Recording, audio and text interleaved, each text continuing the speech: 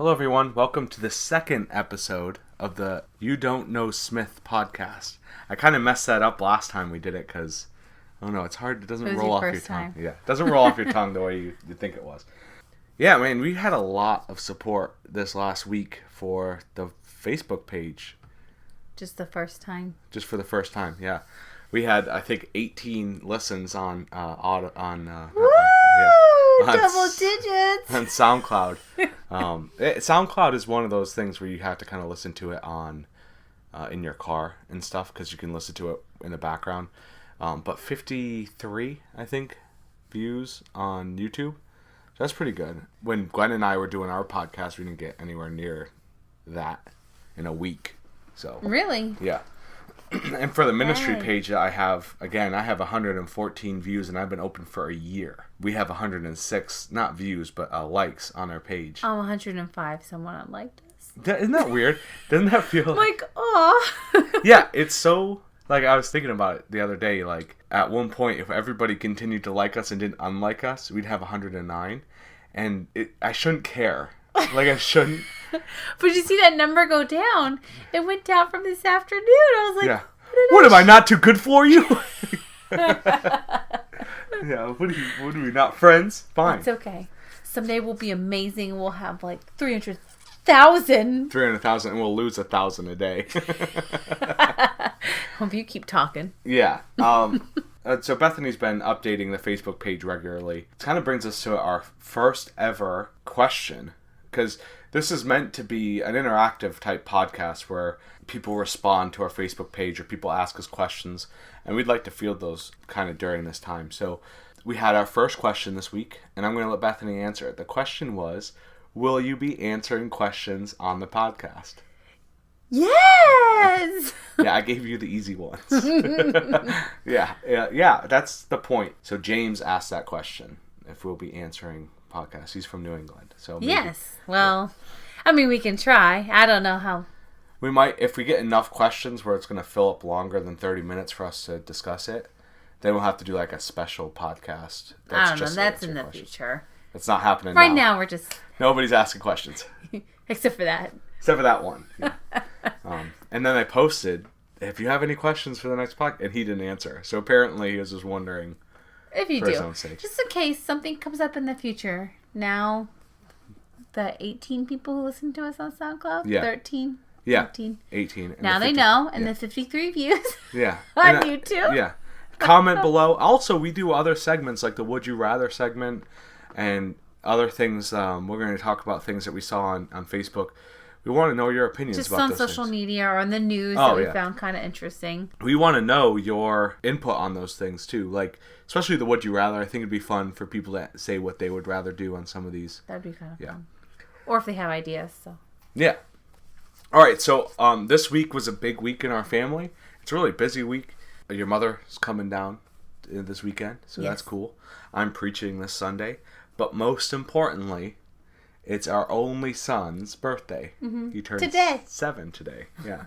So we thought it'd be fun for us to kind of talk about some of the highlights of the year this year of Moses, which is his name, which I think I said last week. But it still is. It's important, yeah. We didn't change his name.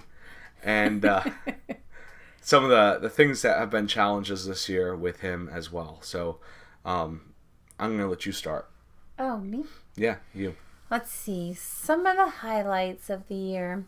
I was pretty darn proud of him with his report card, and he scored 99th percentile for the test scores in his grade. I don't know if it's per the school or like the county. I'm not really sure how that works, but he's a smart cookie, and that's pretty awesome, which is kind of amazing sometimes. If it is just the county, then he's smarter than 99% of people in Beaufort County. Yeah. Let's see. I don't know. I can't think of much else. He does do this really cute thing that last few months, when he goes to say goodnight to me, he kisses my forehead and then my cheek and then my other cheek. And I just think that is the cutest stinking thing. I'll never let him stop it. Yeah. Even if he's married, I'll be like, sorry, dear. I'm just kidding. Even if he's embarrassed by it in the future. Like, he's got this podcast to look back on Oh, thanks, Mom, for telling everybody. He's 7. Right It's now, allowed it's to do cute. cute things. It'd be weird. It'd be if weird he's when he's 40. He's still living with us. No. Yeah. Oh, gosh. What about some of the challenges this year? No, we're still working on anytime he feels any emotion that is just not happy, anything negative, he cries. He's gotten better. If you've noticed, I feel like he's gotten better. I think soccer really kind of brought out his confidence. And then there was another little boy who was a little younger than him that cried a lot too. And Moses had made the remark like, Mom, he's crying a lot. And I said, well, Moses, think about it. Yeah. You know, you do too. And we talked about, you know, ways to kind of calm down and bring himself back. And I feel like he's gotten a lot better. Some of it just kind of comes with age. I don't really know what causes it, but. What do you think if other people have a son that has that issue, overly sensitive, cries a lot, what are some of the things you tell them to do? Well, what I do with Moses is, you know, say, is this something that we need to cry about, or should we save our tears for something bigger? Or if he's starting to get upset, you know, I say count down from 10 down to 1. And a few times he's had to count 10 all the way down to 1. And then I'm like, okay, maybe you should do it one more time. So, but really just have him stop and think about why he's reacting that way. Is this appropriate? You know, can we use our words instead? And he is 6. He just turned 7 today. Like, he's still a little guy. I forget because he's so smart. So beating it out of him is not the answer. That is not the answer, Micah. So, the highlights for me this year. I have a couple highlights that stick out. He was baptized this year. I'm not a pastor yet, but I plan to be. And so, he was the first person or baptism I've done. So that was a cool thing for me to see him baptized. And that kind of goes along with that, him actually living out his faith in school and amongst his friends. You know, he did that Thanksgiving card this year, that Thanksgiving letter, and he talked about being thankful for Jesus dying on the cross and things like that. I think that's really cool highlight for me. The other one I'd have is just, again, you mentioned soccer, but seeing him actually try and care and put effort into a sport or anything like that was pretty cool. It comes back to that highlight, low light thing. You know, for me, I have older siblings, so for them, you know, weakness was pounced on. They took care of that, beat it out of you.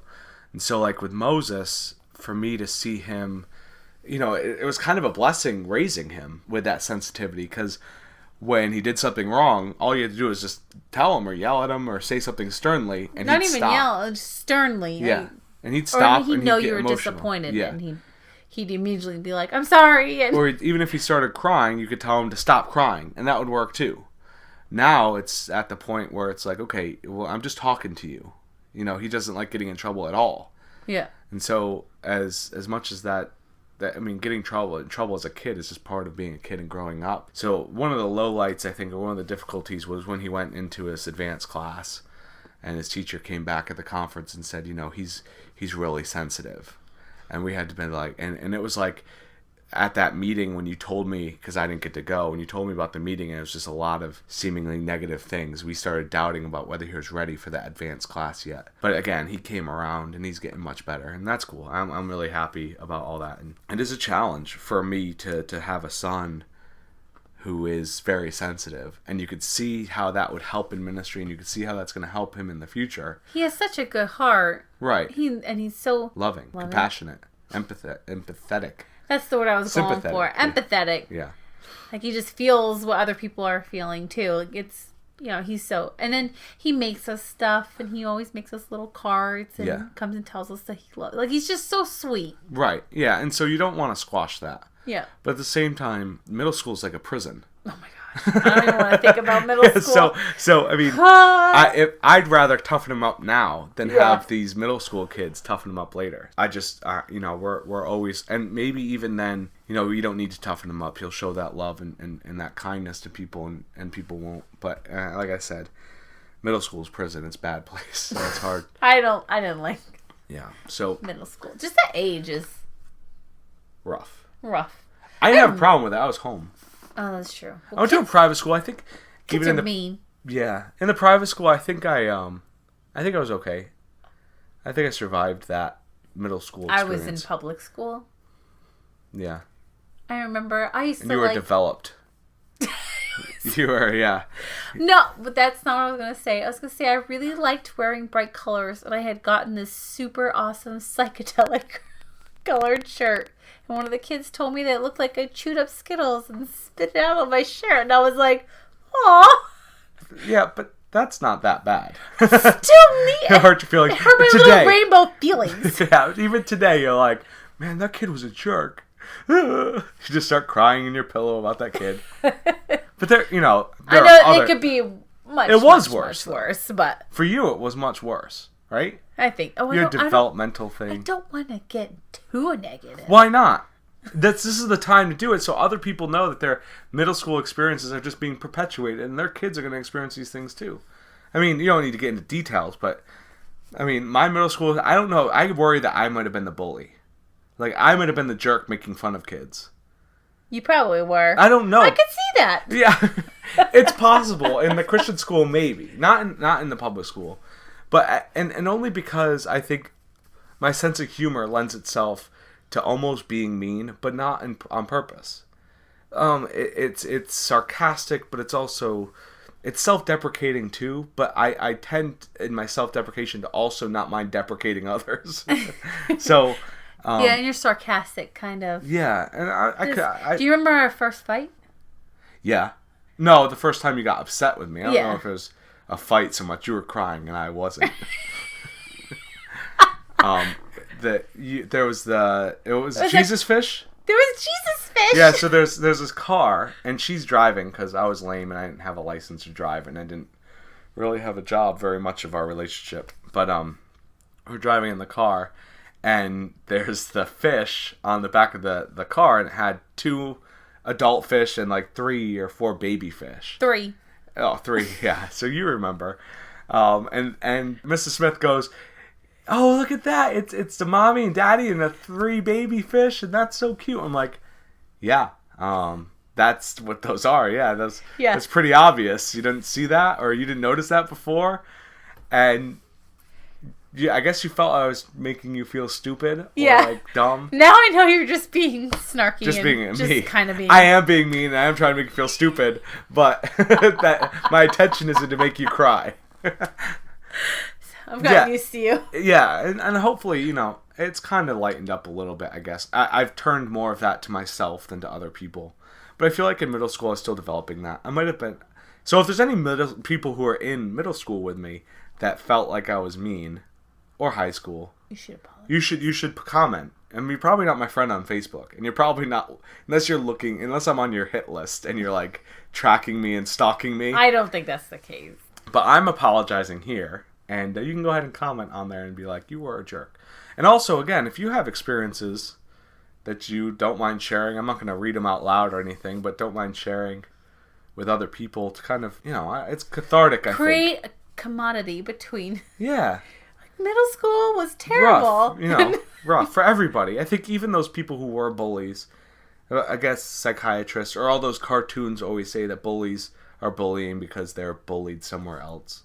That's what all those, knowledge is power type cartoons growing up used to say. The more you know. The more you know, yeah. So Moses' birthday. That was the first topic. Where are we at? Man, we're halfway done. So the next thing we're going to talk about, and it's going to be quick, possibly, are the things we saw on social networking. You go first. You have yours ready? Yeah. Yeah, you go first. So I've been running the Facebook page, and I was looking up, different articles and different kind of little quotes that I could post or whatever.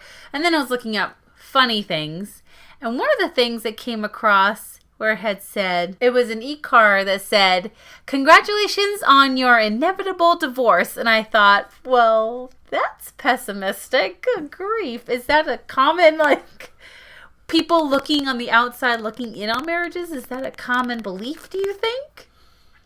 Well, I mean, it's a, 40 something divorce rate. Excuse me. I have peer-reviewed articles somewhere where it is going down. The divorce rate's going down. From what? From 54%, it's below 50%. Could that include gay married couples and things like that? I don't know. Well, I mean, it's peer reviewed. I don't know. I don't know where it is. I think it's saved on my desktop. Well, I mean, is there an influx of marriages? That's an interesting question.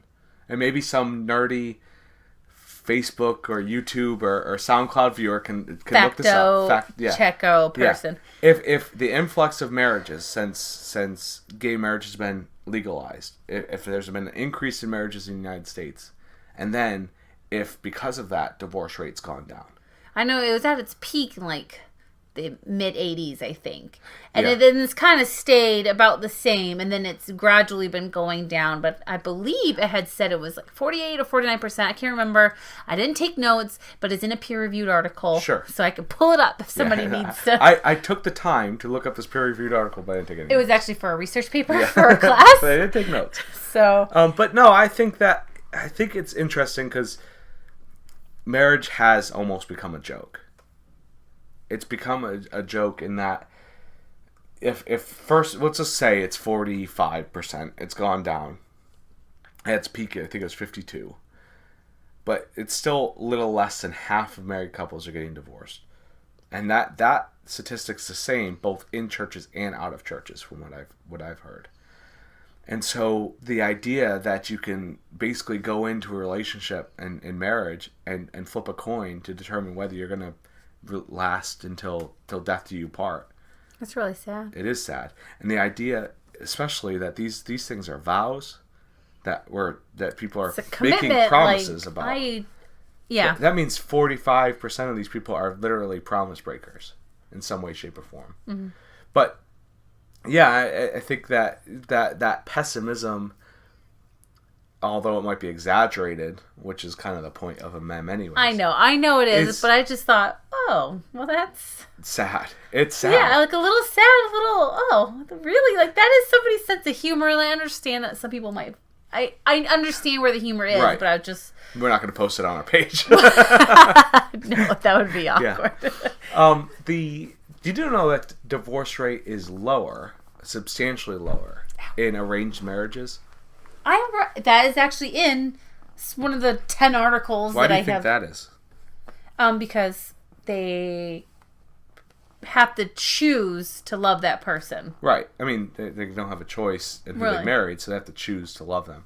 It always reminds me of Fiddler on the Roof, when he's asking her if she loves him, and she gives him all these reasons.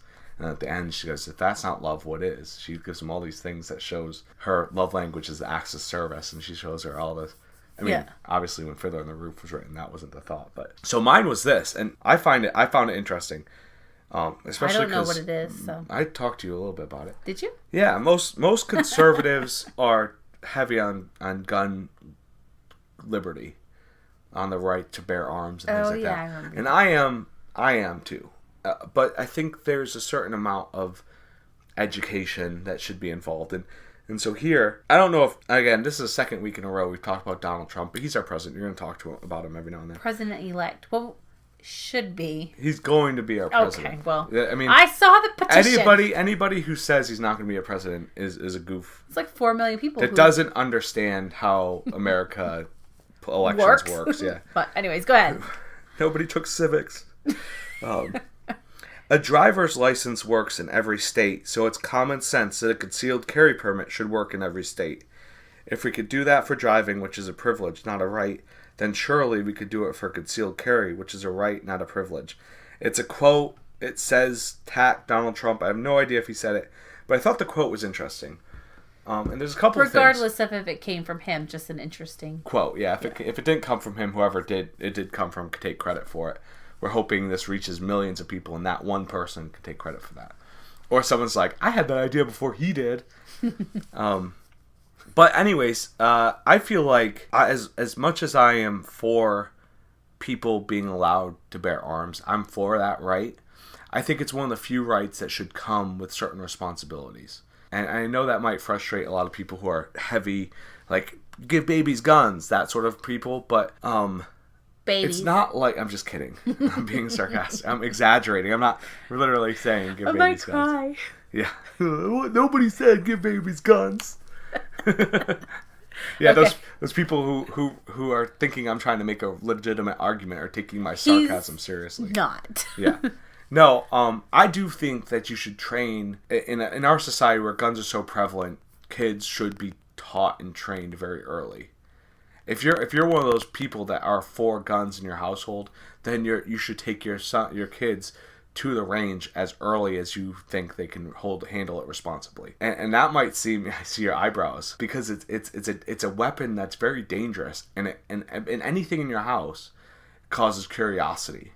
And so if you could teach them, hey, this is a dangerous thing, this is what it's for, this is how you handle it, this is how you handle it safely, this is where it's going to be. It's going to be locked up. This is not for you to touch without us around. But most people, they just put a gun lock on it. They throw it someplace, hide it and safely, and they kind of hide it. And then their kids know that it's there, and they go around looking for it. And then they're wondering what's the problem with it? What's the worry? And they see TV. They see all these things. I mean, they watch Superman get shot with bullets and just walk away. And they watch Batman get shot in the chest with bullets and just walk away. And so they see all these things, and when it's not put in the proper perspective, that's when accidents happen. I think that if you're going to do concealed weapons carry, I think if you're even going to purchase a weapon, there should be some sort of formal training first, just like driving a car. And driving a car, you could kill somebody. If you don't know what you're doing, if you don't know the rules, if you don't know how to drive responsibly, someone could die. And so in the same sense, and actually that's the whole purpose of a gun. Nobody can deny the purpose of a gun is to take a life. Doesn't matter if it's a human life or an animal life, or it's not to shoot paper. That's not the reason why people train. That's not the reason why people practice. What? Yeah, I know. It's fun. I love to shoot paper, but the paper is normally shaped like a person. They make them silhouette shaped, and so and no zombie apocalypse training either. As much as people like to think that's what it's for, and so taking a life should be something we take seriously. I mean, I know that sounds crazy, but we should take it seriously, even if it's a deer or whatever. So I just feel like that was a cool thing that I saw, and I think if we do start doing concealed weapons carries for every state, I think as long as we're doing it with education and training, I think it's a good idea. Do you have anything to contribute? It kind of freaks me out to think of like Moses holding a gun at a gun range. Yeah. So, well, I think it makes sense. I think it makes sense. I don't think he's ready. I think he's too hyped up all the time. That's true. He is kind of... Yeah, he's always like that. And so, okay. So, nothing else on social network.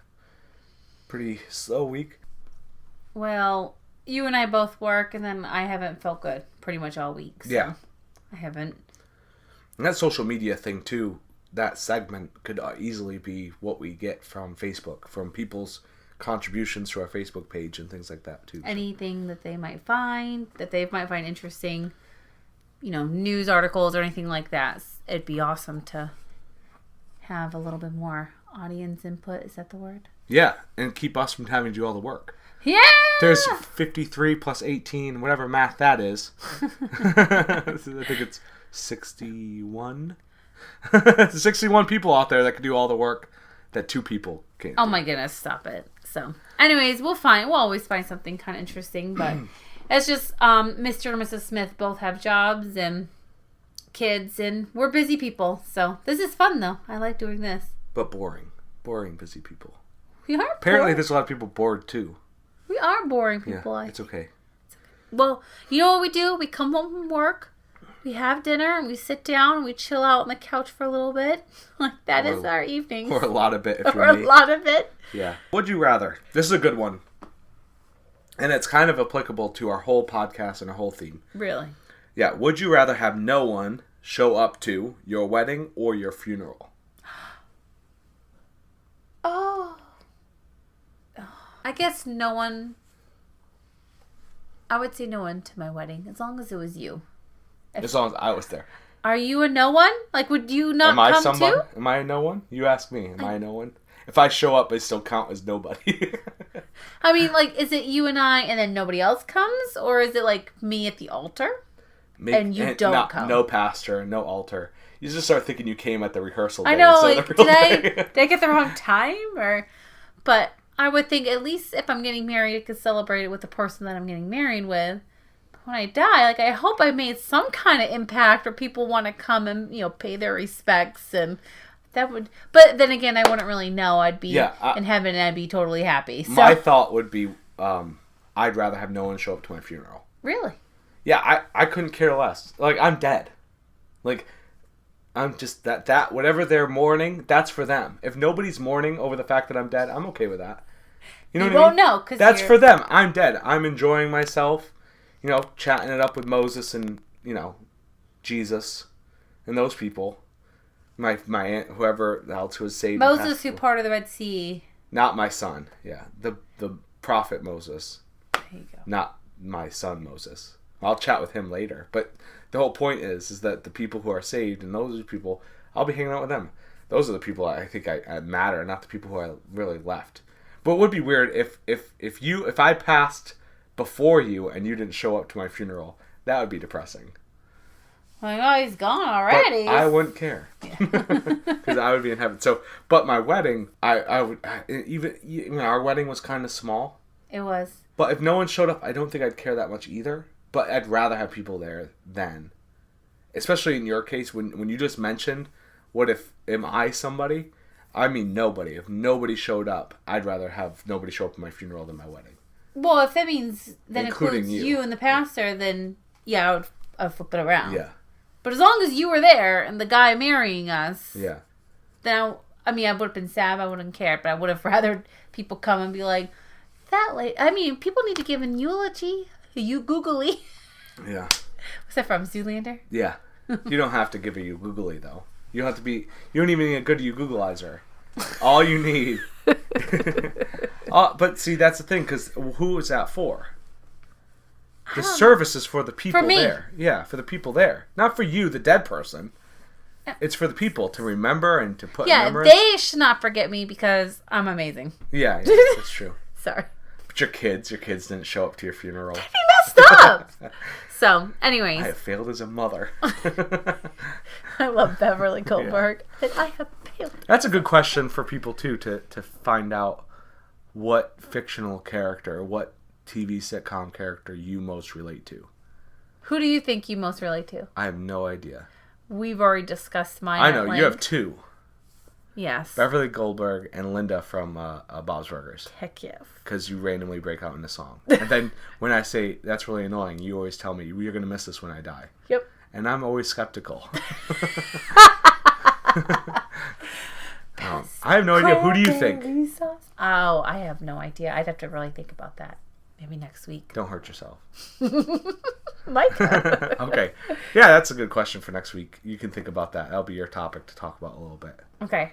We'll also talk maybe about Christmas traditions next week. Things I don't really like very much. I'm kind of a Grinch on Christmas. Oh my goodness. But I won't go into why. Not a Grinch or a Scrooge. You're Which Scrooge. One? What's a Grinch? And what's the difference? You're both. A Grinch doesn't want Christmas at all, right, to happen. And a Scrooge just is mean to people on Christmas. He's a business guy. He cares only about money. No, I'm not a Scrooge. I'm a Grinch. You're a little bit of a Scrooge to the kids because you're like, cannot open presents until I am awake and the cinnamon rolls are made and I have a fresh cup of coffee and... Well, that was my dad's thing. I think he did it just and I like to continue the traditions of making my kids suffer. Like, after breakfast. I don't know if we could do that this Christmas, though. It's on a Sunday. It's true. Well, our kids wake up at like 5 a.m. every morning, so it's not going to make a difference. Yeah. So we'll talk about some Christmas traditions next week, since Christmas is coming up. And obviously we'll have our social networking. Maybe some people will contribute some questions. Maybe. And then we'll have your Would You Rather, because you didn't have one this week, so I'm going to make you do it next week. Okay. All right, so I have no idea how to sign off on these, so we're done. And I was always told to never say the end, but that's what I'm doing. So, the end. Bye.